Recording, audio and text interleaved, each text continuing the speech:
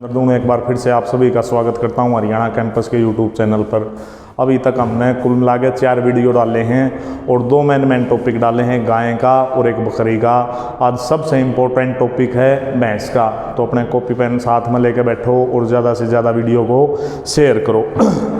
जितने भी एग्ज़ाम्स अभी तक हुए हैं उसमें मोस्टली क्वेश्चन आए हैं या तो गाय से या भैंस से।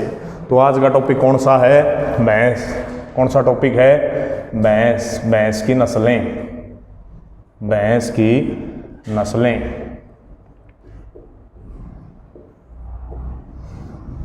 सबसे पहला क्वेश्चन जो बनेगा भैंस की नस्लों से वो क्या है कि सबसे ज़्यादा इस पूरी दुनिया में सबसे ज़्यादा भैंस कहाँ पाई जाए? तो 20वीं पशु गणना के अनुसार। कौन सी गणना के अनुसार? 20वीं पशु गणना के अनुसार। पशु गणना के अनुसार इस दुनिया में सबसे ज़्यादा भैंस किस देश में पाई जाएंगी? भारत देश में। कौन से देश में? भारत देश में। तो ध्यान में रखना है गाय में भी और भैंस में भी भारत का स्थान इस दुनिया में कौन से नंबर पर है? पहला नंबर पर। उसके बाद जो क्वेश्चन बन सके इससे वो क्या बन सके है कि भारत में सबसे ज़्यादा किस राज्य में मिलेंगी? तो भारत में सबसे ज़्यादा किस राज्य में मिलेंगी? यूपी में। कौन सा राज्य में? यूपी। यूपी माने उत्तर प्रदेश। अगर दुनिया में देश पूछा है तो पहला नंबर किसका है? भारत का। और अगर भारत में कोई राज्य पूछा तो पहला नंबर किसका है? उत्तर प्रदेश का। किसका है? उत्तर प्रदेश का। उसके अलावा जो क्वेश्चन बन सके वो किससे बन सके है? हरियाणा से। किससे बन सके है? हरियाणा से। कि हरियाणा में सबसे ज़्यादा भैंसों की संख्या किस जिले में पाई जाएगी? तो अगर हरियाणा में पूछा तो कौन सा जिला है? हिसार जिले का प्रथम स्थान है। कौन सा स्थान है? हिसार जिले का प्रथम स्थान। और अगर ये पूछा है कि हरियाणा में सबसे कम भैंस कहाँ पाई जाएंगी? तो सबसे कम भैंस कहाँ पर पाई जाएंगी? पंचकुला में। कहाँ पर पाई जाएंगी? पंचकुला। तो कुल मिलाकर अब तक कितने क्वेश्चन कराए? 4। सबसे पहला क्वेश्चन क्या है कि दुनिया में सबसे ज़्यादा भैंस कहाँ पाई जाएंगी? भारत में। और पूरी दुनिया की लगभग कितनी परसेंट? 55% भैंस। कितनी? पूरी दुनिया की लगभग 55% भैंसें अकेले किस देश में पाऊंगी? भारत देश में। और ये आंकड़ा है कौन सी पशु गणना का? 20वीं पशु गणना का। सेकंड क्वेश्चन जो मैंने बताया वो क्या बताया कि भारत में अगर पूछा कि भारत में सबसे ज़्यादा, तो भारत में सबसे ज़्यादा कहाँ पाई जाएंगी? उत्तर प्रदेश में। और अगर ये पूछा कि हरियाणा में सर्वाधिक भैंसें कहाँ मिलेंगी? तो कहाँ मिलेंगी? हिसार में। और अगर ये पूछा कि हरियाणा में सबसे कम भैंसें कहाँ मिलेंगी? तो सबसे कम भैंसें कहाँ पर मिलेंगी? पंचकुला में। लेकिन एक क्वेश्चन और इसका साथ में आपको ध्यान में रखना है, अगर केवल मुर्रा भैंस पूछे, कौन सी भैंस पूछे? मुर्रा भैंस। केवल मुर्रा भैंस से अगर कोई क्वेश्चन बने है कि मुर्रा भैंस हरियाणा में सबसे ज़्यादा कहाँ पाई जाएंगी? तो सबसे ज़्यादा किस जिले में पाई जाएंगी? जींद जिले में। कौन से जिले में? जींद जिले में। लेकिन एक चीज़ का ध्यान में रखियो, गलत मत करियो इस क्वेश्चन को। सबसे ज़्यादा भैंस मिलेंगी हिसार में। ये सारी प्रजातियाँ की मिलेंगी, सभी नस्लों की। लेकिन केवल अगर एक भैंस पूछे कि मुर्रा भैंस कहाँ पाई जाएगी? तो मुर्रा भैंस कहाँ पर पाई जाएगी? जींद में। कहाँ पर पाई जाएगी? जींद में। तो अब तक कितने क्वेश्चन करे? 5 क्वेश्चन। उसके बाद आओ इस साइड में जो अगला क्वेश्चन आपको इससे रिलेटेड देखना है वो कौन सा देखना है? मैंने बताया कि इस दुनिया की टोटल 55%, पूरी दुनिया की 55% भैंसें किस देश में पाई जाएंगी? भारत देश में। और अगर भारत से क्वेश्चन पूछा कि भारत में जितना दुग्ध उत्पादन कराया जा है, किस चीज़ का उत्पादन है? दुग्ध उत्पादन कराया जा है, उसमें भैंसा का योगदान कितना है? तो भैंस का योगदान कितना है इसमें? 53%। कितना है? 53। कहने का मेरा तात्पर्य ये है, अगर भारत में 100 लीटर दूध की उत्पत्ति हो है या पैदा करे है हिंदुस्तान 100 लीटर दूध रोज, तो उसमें से 53 लीटर केला कौन कर दे है? भैंस करते हैं। कौन करते हैं? भैंस। और गाय के बारे में मैंने बताया था कि गाय कितने दूध की उत्पत्ति करेगी हिंदुस्तान में? कितना परसेंट दूध? 33% दूध। कितना परसेंट? 33। तो अगर दोनों को जोड़ोगे तो लगभग 33 नहीं, कितना? 43%। 43% दूध की उत्पत्ति। तो दोनों को जोड़ोगे तो लगभग कितना? 96% दूध की उत्पत्ति कर दे हिंदुस्तान में। कौन? भैंस। और दूसरा गाय। बाकी जो 4% बच गया उसमें लगभग क्या आ गया? भेड़ आ गई, बकरी आ गई और क्या आ गया? ऊंट आ गया। तो इतना सा ध्यान में रखना है इससे। उसके बाद बात करें भैंस के कुल के बारे में। किसके बारे में?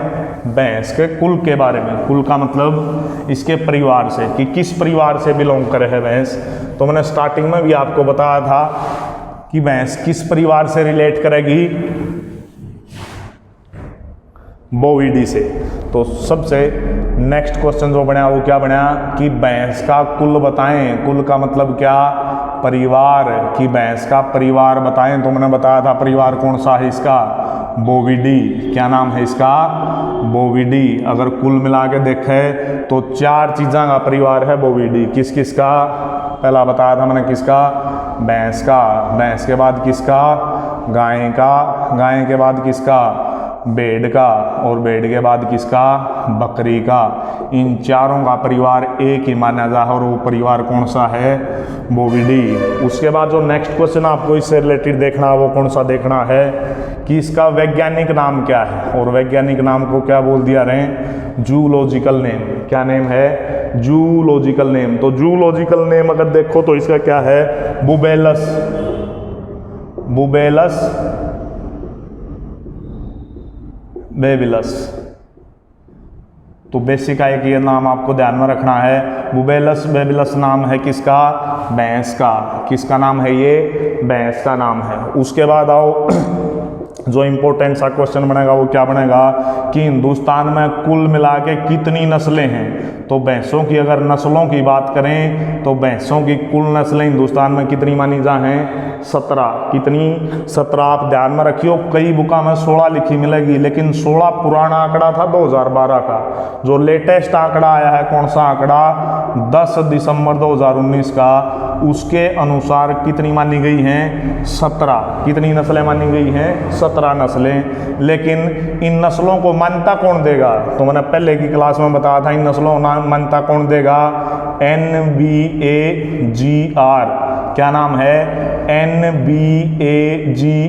NBAGR का मतलब क्या है, national bureau of animals genetic resources. दोबारा से बता दूंगा, मैंने पहले भी बताया है, national bureau of animal genetics resources. तो इतना सा आपको ध्यान में रहा होगा। और इसकी स्थापना करी गई थी कहाँ पे, करनाल में। कहाँ पर करी गई थी, करनाल में। और कब करी गई थी, 1984 में। कब करी गई थी, 1984 में। तो इनको भैंसों को मान्यता कौन देगा, NBAGR। और इसके अनुसार अगर पूछा जा कि इसके अनुसार हिंदुस्तान में कुल कितनी नस्लें हैं, तो कुल मान्यता प्राप्त नस्लें हिंदुस्तान में कितनी हैं, 13। कितनी हैं, 13। दोबारा अच्छे से ध्यान में रखो कि अगर ये पूछा है कि NBAGR के अनुसार कितनी नस्लें हैं, तो कितनी नस्लें, 13। अगर वैसे क्वेश्चन पूछा है कि कुल नस्लें बताएं भैंसों की हिंदुस्तान में, तो कितनी नस्लें हैं, 17 नस्लें। इसके अलावा जूलॉजिकल नेम है बुबेलस बेबिलस। और इसका परिवार क्या माना जाएगा, बोविडी। कौन सा परिवार है, बोविडी परिवार। उसके बाद जो बेसिक की बात क्वेश्चन में आवे है वो क्या आवे है,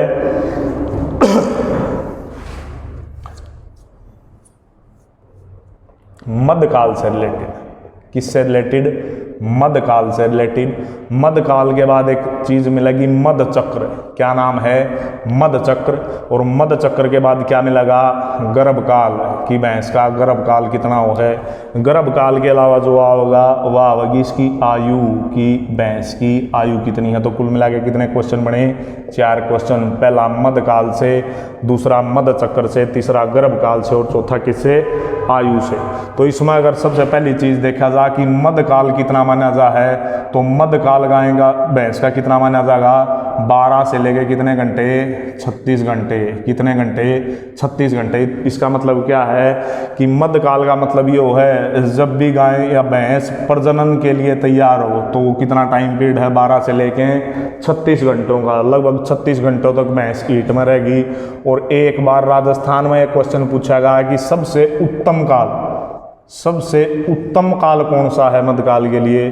तो सबसे उत्तम काल कौन सा माना गया है, 18 से 24 घंटे का। कितने घंटे का, 18 से 24 घंटे का सबसे उत्तम काल है प्रजनन के लिए, किसका, भैंस का।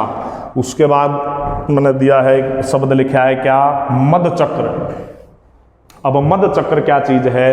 अगर ईट में आने के बाद प्रजनन नहीं करती है भैंस, तो दोबारा से फिर से ईट में कब आओगी? तो दोबारा से फिर से ईट में कितने दिन में आओगी? 21 दिन में। कितने दिन में? 21 दिन में। इसको क्या बोला रहे हैं? मध चक्र। क्या बोला जाएगा? मध चक्र। इसके बाद जो क्वेश्चन बनेगा वो किससे बनेगा? गर्भकाल से। किससे बनेगा? गर्भकाल से। गर्भकाल से किस तरह क्वेश्चन बनेगा? गर्भकाल से मोस्टली ये पूछेगा कि इसका गर्भकाल कितने दिन का है, मतलब कितने दिन में बच्चा पैदा करेगी? तो लगभग कितने दिन में? 310 दिन में। कितने दिन में? 310 दिन में। अगर आपने ध्यान कराया हो तो गाय कितने दिन लिखवाई थी मैंने? 9 महीने और 9 दिन। कितने महीने? 9 महीने 9 दिन। और अगर बकरी आपको ध्यान में हो तो 5 महीने और कितने दिन? 5 दिन। तो भैंस कितने दिन हो जाएगी?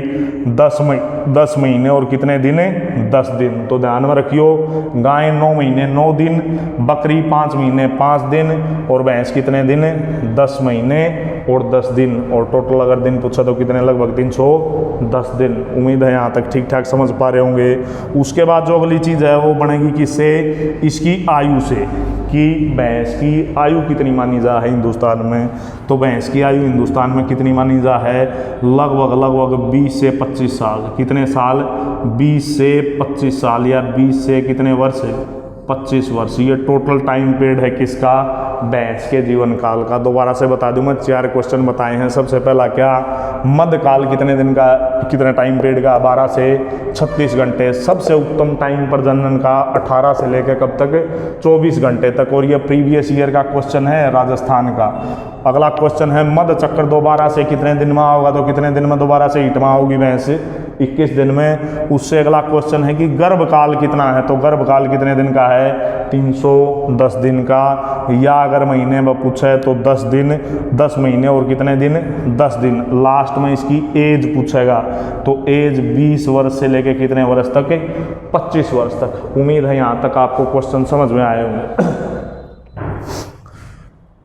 उसके बाद जो अगली बात करें वो है इसकी नस्लों के बारे में, कि नस्ल कितनी है और कौन सी नस्ल से कौन सा क्वेश्चन बन सके है प्रीवियस ईयर में जो क्वेश्चंस आए हैं।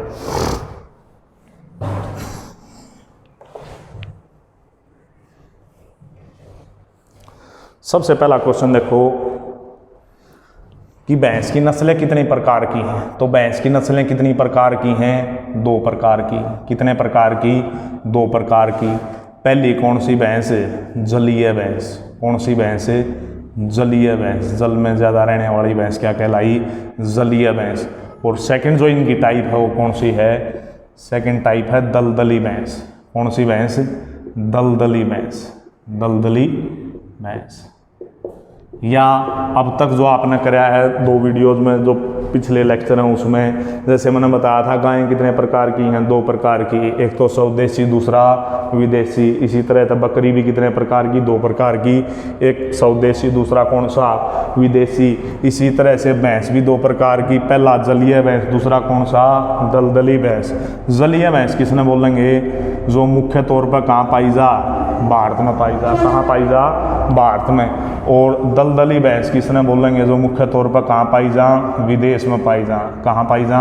विदेश। तो विदेशी भैंसों को क्या बोल रहे हैं? दलदली भैंस। और भारतीय भैंसों को क्या बोल रहे हैं? जलीय भैंस। अब यहाँ से भी एक क्वेश्चन आ सके है। अब ये पूछेगा कि गुणसूत्रों की संख्या बताएं। किसकी संख्या? गुणसूत्रों की संख्या। तो जलीय भैंसों में या भारतीय भैंसों में गुणसूत्रों की संख्या कितनी है? 50। कितनी है? 50। और विदेशी भैंस या दलदली भैंसों में कुल गुणसूत्रों की संख्या कितनी है? 48। मतलब विदेशी भैंसों में 2 गुणसूत्र कम मिलेंगे। कितने गुणसूत्र? 2 गुणसूत्र। किसकी अपेक्षा? भारतीय भैंसों की अपेक्षा। तो भारतीयों में कितने? 50 और विदेशियों में कितने? 48 गुणसूत्र। उम्मीद है यहाँ तक समझ में आया होगा। उसके बाद फिर इस जलीय भैंस को भी कितने पार्ट्स में डिवाइड किया गया है? 2 पार्ट्स। कितने पार्ट्स में? 2 पार्ट्स में डिवाइड किया गया है इस जलीय भैंस को भी। सबसे पहला कौन सी? भारी भैंसें। कौन सी भैंसें? भारी भैंसें।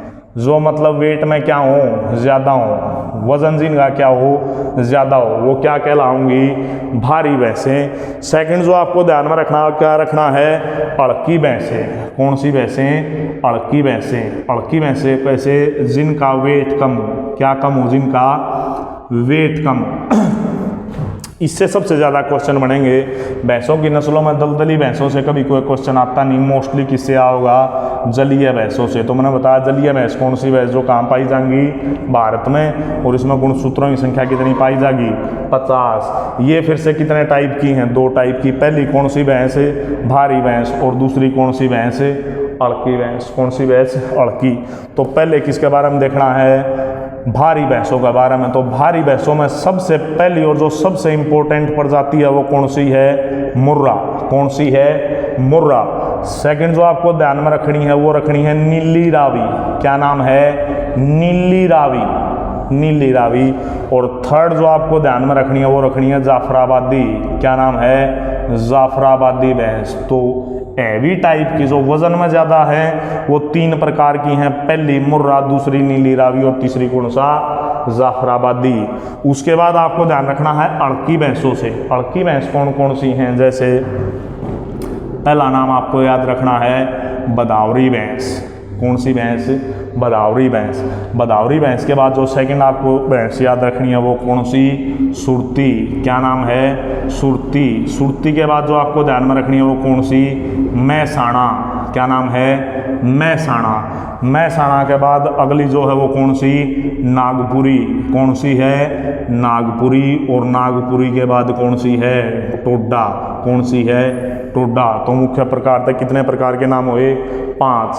3 तो करनी है भारी भैंस और 5 करनी है कैसी भैंस, अड़की भैंस। कुल मिला के जो क्वेश्चन पेपर बनेगा वो इन 8 से बनेगा। तो अड़की भैंसा में सबसे पहली कौन सी, बदावरी। सेकंड कौन सी, सुरती। थर्ड कौन सी, मैसाना। चौथी कौन सी, नागपुरी। और 5वीं कौन सी, टोडा। और इस तरफ मैंने के कौन सी बताई, भारी। पहला कौन सी, मुर्रा। सेकंड कौन सी, नीली रावी। और थर्ड कौन सी, जाफराबादी। उम्मीद है यहाँ तक आप ठीक ठाक से पढ़ पा रहे होंगे। साथ साथ पेन कॉपी रखो और साथ साथ इसको नोट करते रहो। इसका एक स्क्रीनशॉट ले लो, उसके बाद इसको साफ करेंगे।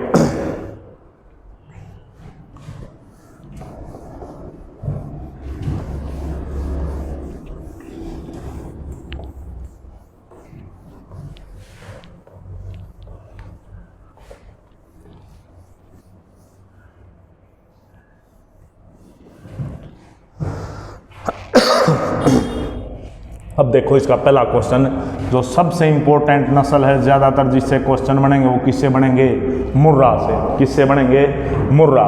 तो मुर्रा कैसी नस्ल है, भारी नस्ल। कैसी भैंस है, भारी भैंस की नस्ल है। तो भारी भैंस लिख दूं मैं इसके पीछे, मुर्रा। सबसे पहला जो इसका क्वेश्चन बनेगा वो क्या बनेगा कि इसका उत्पत्ति स्थल कहाँ माना जाए। क्या चीज़, इसका उत्पत्ति स्थल। तो इसका उस उत्पत्ति स्थल को लेकर विवाद है। 2 जगह इसके उत्पत्ति स्थल माने जा हैं। नेशनल जीके में जब आप पढ़ोगे तो इसका उत्पत्ति स्थल माना जाएगा पश्चिमी उत्तर प्रदेश। कौन सा उत्तर प्रदेश, पश्चिमी उत्तर प्रदेश। लेकिन कई जगह पर आपने पढ़ा होगा, हरियाणा जीके की कई बुक्स हैं उसमें इसका नाम दे रखा है मोंटगोमरी। क्या दे रखी है जगह, मोंटगोमरी। और मोंटगोमरी कहाँ पे है, सिंध प्रांत में। कहाँ पे है, सिंध प्रांत। और ये जगह कहाँ पे है, पाकिस्तान में। मोंटगोमरी जगह का नाम है, राज्य का नाम सिंध और देश का नाम क्या, पाकिस्तान। लेकिन कई जगह पर मिलेगा कौन सा, पश्चिमी उत्तर प्रदेश। तो आपको कंफ्यूज नहीं होना है, ऑप्शन में जो भी आपको मिले वही इसका उत्पत्ति स्थल है। 99% चांस है कि क्या दिया मिलेगा, पश्चिमी उत्तर प्रदेश। अगर पश्चिमी उत्तर प्रदेश ना दिया मिला तो फिर 1% चांस है क्या दिया मिलेगा, मोंटगोमरी सिंध पाकिस्तान में। अगर आपको याद हो तो साहिवाल की उत्पत्ति भी मैंने कहाँ से बताई थी। साहिवाल गाय की जो नस्ल है हिंदुस्तान की सबसे बढ़िया नस्ल, इसी तरह से उसका उत्पत्ति स्थल भी कौन सा माना जा है, मोंटगोमरी सिंध पाकिस्तान। तो 2 आपको उत्पत्ति स्थल ध्यान में रखने हैं, पहला पश्चिमी उत्तर प्रदेश और दूसरा कौन सा, मोंटगोमरी सिंध पाकिस्तान। उसके बाद जो इससे अगला क्वेश्चन आएगा वो आएगा इसके रंग से। किससे आएगा, इसके रंग से। स्याही जैसा रंग हो है, काली स्याही जैसा रंग, मतलब प्योर ब्लैक। क्या है, प्योर ब्लैक। सबसे ज़्यादा जो काला रंग किसी भैंस का पाया जाएगा वो किसका पाया जाएगा? मुर्रा भैंस का। किसका है? मुर्रा भैंस का। उसके बाद जो क्वेश्चन बनेगा वो बनेगा इसके उपनाम से। किससे बनेगा? इसके उपनाम से। इसके दो उपनाम पढ़ने हैं आपको नेशनल जीके के हिसाब से। पहला आपने हरियाणा में भी पढ़ा होगा खुंडी, किस नाम से जाना जाए इसको? खुंडी। या इसको किस नाम से जाना जाए है? दिल्ली भैंस के नाम से। किसके नाम से? दिल्ली भैंस, मतलब दिल्ली की भैंस के नाम से भी जाना जाता है। लेकिन हरियाणा जीके में इसके बहुत से आपने नाम पढ़े होंगे। इसके अलावा इसको क्या बोला रहे हैं? काला सोना, ब्लैक गोल्ड। और हरियाणा जीके में या हरियाणा के एग्जाम्स में HSSC में ये क्वेश्चन बहुत बार आया है कि काला सोना के नाम से हरियाणा में किसको जाना जाएगा? तो किसको जाना जाएगा? मुर्रा को। किसको जाना जाएगा? मुर्रा को। तो ध्यान में रखियो, काला सोना किसको बोला रहे हैं? मुर्रा भैंस को। इसके अलावा दिल्ली भैंस, और इसके अलावा क्या नाम है इसका? खुंडी। एक संज्ञा और दी गई है इसको, अगर आपने कई नई बुक्स में पढ़ा हो तो, एशियन ट्रैक्टर के नाम से। किसके नाम से जाना जा है? एशियन ट्रैक्टर के नाम से जिस भैंस को जाना जा है वो कौन सी है? मुर्रा। तो कुल मिला के कितने नाम हुए? 4। पहला खुंडी, दूसरा कौन सा? दिल्ली भैंस, तीसरा क्या? काला सोना, और चौथा नाम क्या है? Asian tractor. क्या नाम है इसका? Asian tractor. तो कुल मिला के कितने क्वेश्चन बने? 4 क्वेश्चन। उसके अलावा जो इससे क्वेश्चन बन सका वो क्या बन सके है? विश्व में सबसे सुंदर नस्ल है, भैंस की सबसे सुंदर नस्ल मानी जाए कौन सी? मुर्रा। कौन सी है? मुर्रा। अगर सबसे सुंदर है तो इसी कारण व्यापारिक दृष्टि से, कैसी दृष्टि से? व्यापारिक दृष्टि से भी सबसे अच्छी भैंस है। कहने का मेरा मतलब है सबसे महंगी भैंस अगर इस दुनिया में है तो वो कौन सी है? मुर्रा भैंस। कौन सी है? मुर्रा सबसे सुंदर है और व्यापारिक दृष्टि से कैसी है? सबसे महंगी भैंस है पूरी ये दुनिया की। और इसी के साथ एक क्वेश्चन वो ऐड कर दो, इस दुनिया में सबसे ज्यादा दूध, क्या चीज है? सबसे ज्यादा दूध, सबसे ज्यादा दुग्ध देने वाली, सबसे ज्यादा दुग्ध देने वाली भी भैंस कौन सी मानी जा है? मुर्रा भैंस। और लगभग उत्पादन कर देगी 1800 से लेकर 2000 लीटर दूध का। कितने लीटर दूध का? 2000 लीटर दूध का। और कितने लैक्टेशन में? 1 लैक्टेशन में। तो ध्यान में रखियो 1800 से 2000 लीटर दुग्ध उत्पादन करेगी। और ये दुग्ध उत्पादन सबसे ज्यादा है अगर भैंसा में देखा जा। जैसे मैंने बताया था अगर स्वदेशी गाय में पढ़ा जा तो सबसे ज्यादा कौन देगी? साहिवाल। इसी तरह से अगर स्वदेशी भैंसों में देखा जा तो कौन देगी? मुर्रा। और न केवल स्वदेशियों में, पूरे विश्व में भी सबसे ज्यादा उत्पादन किसका है? मुर्रा भैंस का। जैसे मैंने बताया था ना, बकरी में, हिंदुस्तानी बकरियों में सबसे ज़्यादा जमुनापारी, और हिंदुस्तानी गायों में सबसे ज़्यादा साहिवाल, और हिंदुस्तानी भैंसों में सबसे ज़्यादा कौन सी? मुर्रा। तो तीनों आने लायक क्वेश्चन है पेपर के हिसाब से। उसके बाद जो क्वेश्चन आपको इससे रिलेटेड देखना वो क्या देखना है? इसके सींग से क्वेश्चन बनेगा। किससे क्वेश्चन बनेगा? सींग से। जैसा मैंने अभी बताया ना कि इस दुनिया में सबसे सुंदर नस्ल है ये किस चीज़ की? भैंस की। तो इससे रिलेटेड क्या क्वेश्चन होगा कि इसका सींग कैसा है? तो इसका सींग कैसा है? जलेबी के आकार का। किसके आकार का? जलेबी के आकार का। बिल्कुल गोल सींग, छल्ले जैसा सींग होगा कौन सी भैंस का? मुर्रा भैंस का। उसके अलावा जो इससे रिलेटेड क्वेश्चन बन सका वो क्या बन सके है? हरियाणा में, कहाँ पे? हरियाणा में सबसे ज़्यादा जो नस्ल पाई जाएगी भैंस की वो कौन सी पाई जाएगी? मुर्रा नस्ल। देखो दो अलग अलग क्वेश्चन है। मैंने बताया कि भैंस में अगर पूछा कि हिंदुस्तान में भैंस सबसे ज़्यादा कहाँ पे हैं? यूपी में। कहाँ पे? यूपी में। लेकिन अगर ये पूछा है कि मुर्रा भैंस सबसे ज़्यादा कहाँ है? हरियाणा में। तो उसका आपको हिंदुस्तान में तो क्या बताना है? हरियाणा। केवल अगर मुर्रा पूछे तो मुर्रा सबसे ज़्यादा हरियाणा में। अगर टोटल भैंसें पूछा तो वो सबसे ज़्यादा कहाँ पे हैं? यूपी में। इसके साथ ही एक क्वेश्चन और मैंने अभी पहले कराया था कि अगर ज़िला पूछा है हरियाणा का तो मुर्रा नस्ल में सबसे ज़्यादा मुर्रा नस्ल की भैंस कौन सा जिला रखेगा? जींद जिला। कौन सा जिला? जींद जिला। इसके अलावा जो क्वेश्चन बन सके है, वर्ल्ड रिकॉर्ड बना रखा है इस भैंस ने। क्या बना रखा है? वर्ल्ड रिकॉर्ड बना रखा है इस भैंस ने। और कितना रिकॉर्ड बना रखा है इस भैंस ने? लगभग 32.60 लीटर, लगभग 32.66 लीटर या 66 kg, 32.66 kg दूध निकाला है हरियाणा की भैंस ने। नाम क्या है? सरस्वती। क्या नाम है? सरस्वती भैंस है। और कहाँ से बिलोंग करे है? हरियाणा से। हाल फिलहाल ये सेल कर दी गई और वर्तमान में ये भैंस कहाँ पर चली गई? लुधियाना। कहाँ चली गई? लुधियाना। इससे पहले जो वर्ल्ड रिकॉर्ड था ना किसी भैंस का, वो था पाकिस्तान की भैंस का। पाकिस्तान की भैंस थी एक नीली रावी, जो मैंने लिखवाई ने कि 3 प्रकार की भारी भैंस हुए हैं, पहली मुर्रा, दूसरी नीली रावी, तीसरी जाफराबादी। तो इससे पहले जो रिकॉर्ड था वो पाकिस्तान की भैंस का नाम था। और पाकिस्तानी भैंस की जो नस्ल थी वह कौन सी थी? नीली रावी। क्या नाम था? नीली रावी। और इसका रिकॉर्ड तोड़ दिया किसने? सरस्वती भैंस ने। और सरस्वती की जो नस्ल है वो कौन सी है? मुर्रा नस्ल है। क्या है? मुर्रा नस्ल। इसके अलावा एक क्वेश्चन और इससे रिलेटेड बन सके है। हरियाणा में, अच्छी तरह से देखियो इसको, हरियाणा में अगर ये पूछा कि प्योर मुर्रा के लिए, किसके लिए? मुर्रा के लिए अनुवांशिकी केंद्र कहाँ बना रखा है? तो कहाँ बना रखा है? नारनौंद। कहाँ पे?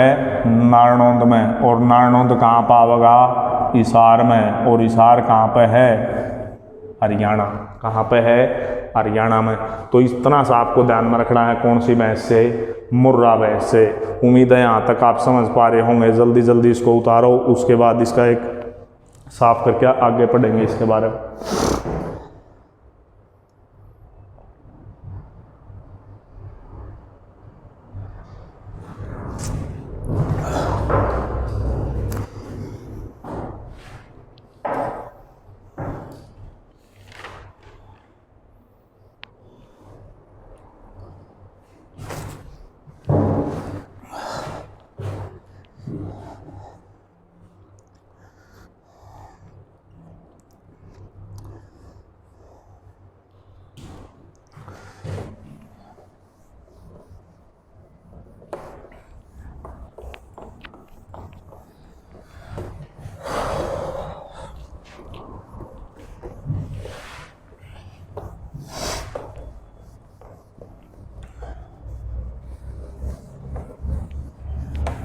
उसके बाद जो सेकंड नस्ल आपको इससे ध्यान में रखनी है वो कौन सी रखनी है? नीली रावी। क्या नाम है इसका? नीली रावी।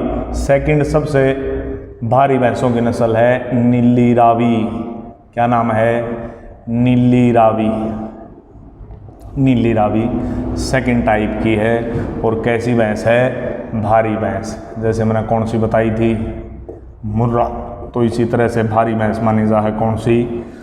नीली रावी। अब इससे रिलेटेड जो क्वेश्चन बनेगा, पहला क्या बनेगा? उत्पत्ति स्थल। क्या पूछेगा? उत्पत्ति स्थल। तो इसका उत्पत्ति स्थल क्या माना जा है? मोंटगोमरी। क्या नाम है? मोंटगोमरी। और मोंटगोमरी कहाँ पे है? अभी मैंने बताया था कहाँ पे? सिंध। और सिंध कहाँ पे है? पाकिस्तान में। कहाँ पे है? पाकिस्तान में। तो पहला क्वेश्चन तो इससे यह बन गया कि इसका उत्पत्ति स्थल कौन सा है? मोंटगोमरी। और जगह कौन सी है? सिंध। और देश का नाम पूछा तो कौन सा? पाकिस्तान। उसके बाद जो सेकंड क्वेश्चन है वो क्या है? इसकी जो सबसे ज़्यादा तादाद है वो सतलज नदी के और व्यास के बाद कौन सी? रावी। ये तीनों ही नदी एक साथ हैं। सतलज की सहायक है कौन सी? व्यास। और व्यास के ऊपर से जो बह है वो कौन सी है? रावी। और ये तीनों ही नदी आपने ध्यान करा हो तो कहाँ से बहे हैं? हिंदुस्तान से बहते हुए कहाँ चली जाएंगी? पाकिस्तान में। कहाँ चली जाएंगी? पाकिस्तान में। तो इन तीनों नदियों के आसपास सबसे ज़्यादा तादाद मिला है किसकी? नीली रावी की। कौन सी नस्ल की? नीली रावी की। सतलज का पानी नीला है और रावी नदी के आसपास ये मिले है, तो लगभग इसका नाम इसी से रिलेट करेगा। नाम इसका क्या रख दिया गया? नीली रावी। क्या रख दिया गया? नीली रावी। उसके बाद इसके उपनाम से क्वेश्चन बनेगा। किससे क्वेश्चन बनेगा? इसके उपनाम से। तो इसका उपनाम क्या बोला जा है? पंच कल्याणी। क्या नाम है इसका? पंच कल्याणी। क्या नाम है? पंच कल्याणी। पंच कल्याणी का अर्थ आप क्या समझे कि जो कितने परिवारों का पालन पोषण कर सके, 5 परिवारों का। कितने परिवारों का? 5 परिवारों का जो पालन पोषण कर सके उसने क्या बोलते हैं?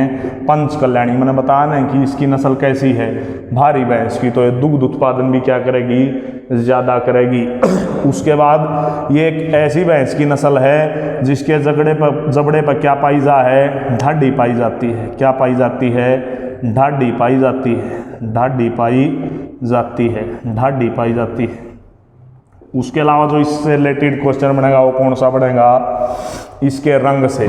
किससे क्वेश्चन बनेगा? इसके रंग से। तो इसका रंग कैसा है? रंग लगभग इसका कैसा पाया जाएगा? ब्लैक। कैसा मिलेगा? ब्लैक। लेकिन जो खास बात है वो क्या बात है? एक तो पूंछ। पूंछ कैसी मिलेगी? सफ़ेद। कैसी मिलेगी? सफ़ेद। उसके अलावा जो आँख मिलेंगी ना इसकी, वो आँख भी कैसी मिलेंगी? हमेशा सफ़ेद। कैसी मिलेंगी? सफ़ेद आँख मिलेंगी। इसके अलावा जो इससे रिलेटेड क्वेश्चन बन सका वो क्या बन सके है? इसके पैरों से। किससे बन सके है? इसके पैरों से। तो पैर भी इसके घुटनों से नीचे कैसे मिलेंगे? घुटनों से नीचे। घुटनों से नीचे जो इसके पैर हैं वो कैसे हैं? सफ़ेद। कैसे हैं? सफ़ेद पैर हैं। तो कुल मिला के इसके शरीर की 3 विशेषता बनी। सबसे पहली विशेषता क्या बनी कि इसकी पूंछ कैसी है? सफ़ेद। सेकंड, इसकी आंख भी कैसी है? सफ़ेद। थर्ड क्या है? इसके पैर घुटनों से नीचे कैसे मिलेंगे? सफ़ेद मिलेंगे। कैसे मिलेंगे? सफ़ेद मिलेंगे। लास्ट जो इससे क्वेश्चन आपको ध्यान में रखना है, दुग्ध उत्पादन से। किससे? दुग्ध उत्पादन से। तो दुग्ध उत्पादन ये लगभग कितना करेगी? 1500 से लेके कहाँ तक? 1800 तक। लगभग एक लैक्टेशन में 1500 लीटर से 1800 लीटर तक दूध का उत्पादन करेगी। कौन सी भैंस? नीली रावी भैंस। और लास्ट में जो इसमें फैट की मात्रा मिलेगी। क्या की मात्रा? फैट की मात्रा। फैट की मात्रा कितनी मिलेगी? लगभग 5% से लेके 6.5% तक। कहाँ तक? 6.5% तक। एक बार दोबारा से बता दूं मैं, नीली रावी किस प्रकार की भैंस है? भारी भैंस। उसके बाद इसका उत्पत्ति स्थल कौन सा माना जाएगा? मोंटगोमरी जिला, राज्य सिंध, और देश कौन सा? पाकिस्तान। उसके बाद मोस्टली ये पाई जाएगी सतलज, व्यास और रावी के क्षेत्रों में। इसी कारण इसने क्या बोलते हैं? नीली रावी। इसका उपनाम क्या है? पंच कल्याणी। ऐसा माना जाता है कि ये लगभग कितने परिवारों का काम चला दे है? 5 परिवारों का। उसके बाद जो इसकी शारीरिक विशेषता वो क्या है कि इसके जबड़े पर क्या मिलेगी? ढाडी मिलेगी। क्या मिलेगी? ढाडी। उसके बाद जो क्वेश्चन बनेगा वो किससे बनेगा? इसके रंग से बनेगा।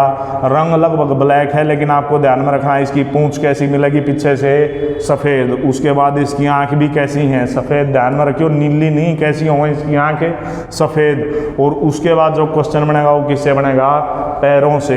तो पैरों से जो क्वेश्चन बना वो क्या बना? घुटनों से नीचे क्या है? सफ़ेद। और लास्ट में आपको ध्यान में रखना है इसका दुग्ध उत्पादन। तो दुग्ध उत्पादन कितना कर देगी? 1500 लीटर से 1800 लीटर एक लैक्टेशन में। और जो लास्ट क्वेश्चन मैंने इससे बताया कि फैट कितना है? लगभग 5 से लेके कितना? 6.5% तक। एक बार आप स्क्रीनशॉट ले सकते हो इसका, उसके बाद इसको साफ करेंगे।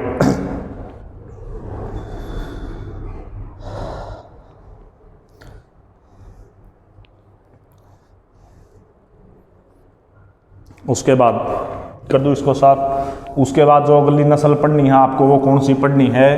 तीसरी भारी नस्ल कौन सी बताई है मैंने भैंस की? जाफराबादी। कौन सी है? जाफराबादी। तो थर्ड नस्ल का नाम लिखें क्या? जाफराबादी। जाफराबादी भैंस। जाफराबादी। और ये भी कैसी नस्ल है? भारी भैंस की नस्ल है। कैसी है? भारी भैंस की नस्ल। भारी क्या है? तो सबसे भारी है। कैसी है? सबसे भारी। पहला जो क्वेश्चन बनेगा वो क्या बनेगा इससे? इसका उत्पत्ति स्थल। क्या चीज़? इसका उत्पत्ति स्थल। तो इसका उत्पत्ति स्थल क्या माना जा है? गिर वन। कौन से वन? गीर वन। और गीर वन मैंने पहले भी बताया है, गीर वन कहाँ पे हैं? गुजरात। कहाँ पे हैं? गुजरात। सेकंड जो क्वेश्चन इससे बनेगा, इसके उपनाम से बनेगा। किससे बनेगा? इसके उपनाम से। तो इसके उपनाम आपको ध्यान में रखने हैं। पहला नाम है मिनी एलिफेंट। क्या नाम है? Mini elephant. और मिनी एलिफेंट को हिंदी में क्या बोलते हैं? छोटा हाथी। कैसा हाथी? छोटा हाथी। यही क्वेश्चन इसका सबसे ज़्यादा पेपरों में घूमता है कि मिनी एलिफेंट या छोटा हाथी के नाम से कौन सी भैंस की नस्ल जानी जाएगी? तो कौन सी? जाफराबादी। इसके अलावा एक नाम और आता है इसका, भावनागिरी। क्या नाम है? भावनागिरी। भावनागिरी। भावना एक ज़िले का नाम है। किसका नाम है? ज़िले का नाम है गुजरात में। और गिरी का मतलब समझे, गिरी का मतलब क्या हो है? पर्वत। तो भावना ज़िले में सबसे ज़्यादा पाइजा है और गिरी मतलब पर्वत के समान है। तो तीसरा नाम और कई बुक्स में आपको मिल जाएगा, भावना, क्योंकि ये सबसे ज़्यादा भावना ज़िले में मिला है। और गिरी का मतलब पर्वत के समान, क्योंकि ये सबसे भारी भैंस है, इसीलिए इसने क्या बोले हैं? Mini elephant. तो इसके 3 उपनाम हो गए। पहला कौन सा? Mini elephant. दूसरा कौन सा? छोटा हाथी। तीसरा कौन सा? भावनागिरी। इसके बाद जो क्वेश्चन आएगा वो क्या होगा कि यह दुनिया की सबसे भारी भैंस। कैसी भैंस है? सबसे भारी भैंस। सबसे भारी भैंस है इस दुनिया की। कौन सी? जाफराबादी। जिस तरह से मैंने हिंदुस्तानी नस्ल में लिखवाया था, सबसे भारी हिंदुस्तानी नस्ल कौन सी बताई थी मैंने? कांकरेज। कौन सी बताई थी? कांकरेज। अगर बकरियों में देखा जाए तो कौन सी बताई थी? जमुना पारी। अगर भैंसों में देखो तो सबसे भारी भैंस कौन सी मानी जा है? जाफराबादी। इसी कारण इसने क्या बोलते हैं? Mini elephant. या इसका अन्य नाम क्या है? छोटा हाथी। या इसको क्या बोलते हैं? भावनागिरी। क्या बोलते हैं? भावनागिरी। इसके अलावा जो इससे क्वेश्चन बन सका वो किससे बन सका? इसकी शरीर की बनावट से। किसकी बनावट से? शरीर की। सबसे बड़े सींग होते हैं, सबसे बड़े सींग होते हैं इसके। और सींगों का बिल्कुल जो पिछला हिस्सा होगा ना, जो सींगों का पिछला हिस्सा होगा वो कैसा होगा? गोल। कैसा होगा? गोल। और सींग कैसे हुए इसके? सबसे बड़े। और अन्य जो खास बात इसकी है वो क्या है? गर्दन के बराबर से निकले होते हैं। गर्दन के साइड में, मतलब इतने बड़े सींग होंगे कि बिल्कुल इस साइड आ जाएंगे गर्दन के आसपास, और यहाँ पर एक गोल छल्ला सा बना देंगे। ये खास बात है कौन सी भैंस की? जाफराबादी भैंस की। कौन सी भैंस की? जाफराबादी भैंस की। इसके अलावा जो इससे क्वेश्चन बन सका वो कौन सा बन सके है? जाफराबादी भैंस का जो सिर होगा ना, क्या सिर, वो किसका आकार का हो है? गुबंद का आकार का। किसका आकार का? गुबंद। गुबंद कौन सा? जैसे मंदिर की जो चोटी नहीं होती, मंदिर के ऊपर जो गोल गोल इस तरह से गुबंद बनाते हैं, इस तरह का गुबंद सा मिलेगा किसके सिर के ऊपर? जाफराबादी भैंस के ऊपर। उसके बाद जो क्वेश्चन बनेगा इससे वो कौन सा बनेगा? इसका दुग्ध उत्पादन। किस चीज़ का उत्पादन? दुग्ध उत्पादन लगभग ये कितना करेगी? तो दूध उत्पादन कोई कम नहीं, बहुत ज़्यादा उत्पादन, लगभग 1000 लीटर से 1200 लीटर की कैपेसिटी है। कितनी कैपेसिटी है? 1000 लीटर से लगभग कितना? 1200 लीटर की उत्पत्ति करेगी कौन सी भैंस? जाफराबादी भैंस। उसके बाद जो लास्ट क्वेश्चन बनेगा इससे वो क्या बनेगा? इसमें फैट की मात्रा कितनी है? किस चीज़ की मात्रा? फैट की मात्रा। तो फैट की मात्रा लगभग 5 से लेके कितने प्रतिशत? 7% तक। कितने प्रतिशत तक? 7% तक। तो अब तक तीसरी भैंस के बारे में दोबारा से बता दूं। सबसे पहली चीज़, ये भारी नस्ल की भैंस है। उत्पत्ति स्थल माना गया है गीर वन। और गीर वन कहाँ पे है? गुजरात में। उपनाम क्या है इसका? मिनी एलिफेंट या छोटा हाथी, क्योंकि यह दुनिया की सबसे भारी भैंस है। इसके अलावा इसका नाम है भावनागिरी। भावनागिरी इसको क्यों बोला जा है? क्योंकि यह भावना जिले में सबसे ज़्यादा पाई जा और शरीर की बनावट इसकी बड़ी है, इसी कारण इसने क्या बोलते हैं? भावनागिरी। उसके बाद जो क्वेश्चन बनेगा उसकी शारीरिक बनावट से बनेगा। शारीरिक बनावट से का क्या क्वेश्चन बनेगा? सबसे बड़े सींग हुए हैं। सींग कैसे हुए हैं? गोल, लेकिन पीछे की साइड। और गर्दन के नीचाने के बाद कैसे मिलेंगे? गोल सींग मिलेंगे। सिर की बनावट कैसी है? गुबंद अंध के आकार की, और दुग्ध उत्पादन कितना कर देगी 1000 से 1200। और लास्ट क्वेश्चन जो इससे बना वो कौन सा बना, फैट। तो फैट कितना उत्पादन है, लगभग वसा कितनी है इसके दूध में, 5 से लेके कितने प्रतिशत है, 7% तक। उम्मीद है यहाँ तक आप सभी ने पढ़ा हो, अच्छे से समझ में आया होगा आप लोगों के। कल जो वीडियो डालेंगे उसमें बताऊंगे किसके बारे में, भैंस की अड़की नस्लों के बारे में। अगर वीडियो अच्छा लगा तो लाइक शेयर और सब्सक्राइब करें। आप सभी का बहुत बहुत धन्यवाद।